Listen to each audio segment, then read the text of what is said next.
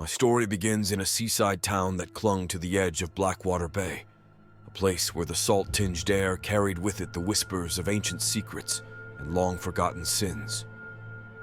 For as long as anyone could remember, the town had harbored a dark and foreboding legend, a legend that spoke of a vengeful spirit that emerged from the depths of the bay once every century, demanding retribution for the sins of the past.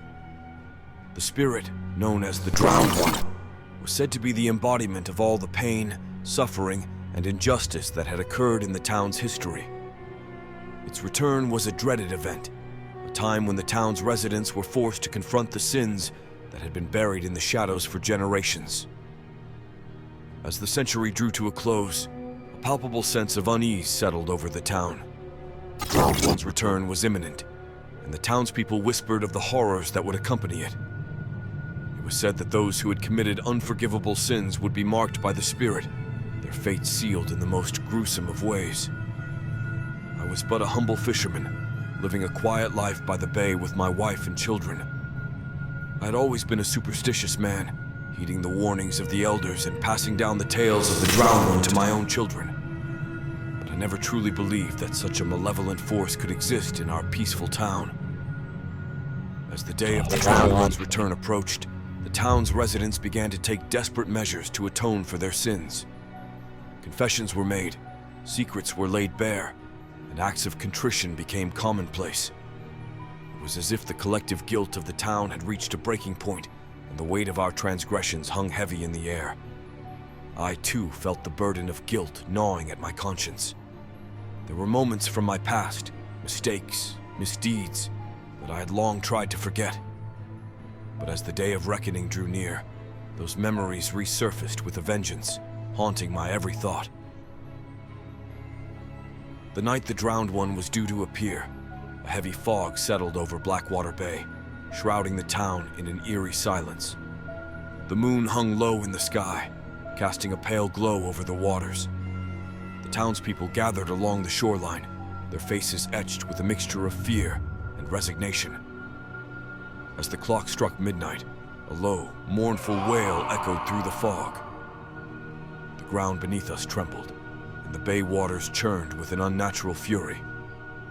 It was then that we saw it, a spectral figure rising from the depths, its form twisted and contorted with anguish.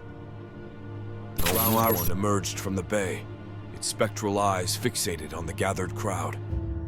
It was a sight that sent shivers down my spine, a creature of the abyss, born of our collective sins, and now demanding retribution.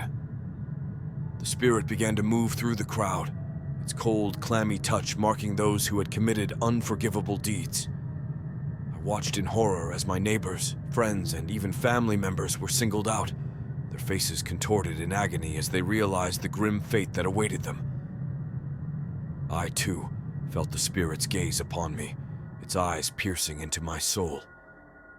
Memories of my past misdeeds flooded my mind, betrayals, lies, and actions that had caused harm to others. I knew that I was not without sin, that I too had transgressed in ways that I could not easily forgive.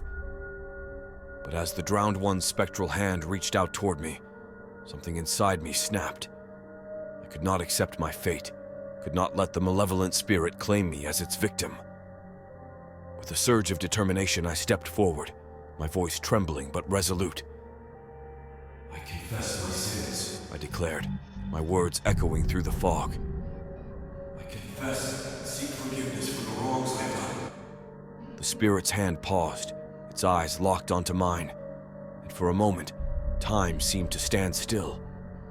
Then, with a mournful cry that echoed through the bay, the Drowned One retreated back into the depths, its mission unfulfilled.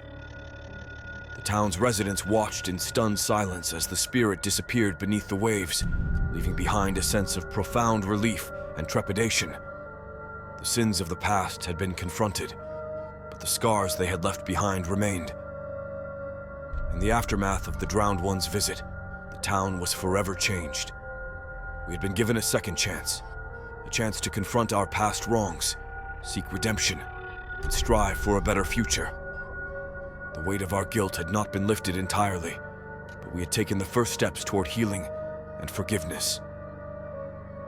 As the years passed, the legend of the Drowned One became a cautionary tale, a reminder of the darkness that can lurk within the human heart and the importance of acknowledging our mistakes and seeking to make amends. Blackwater Bay remained a place of beauty and tranquility, but beneath its serene surface, the memory of the vengeful spirit served as a solemn reminder of the power of collective guilt and the enduring need for redemption.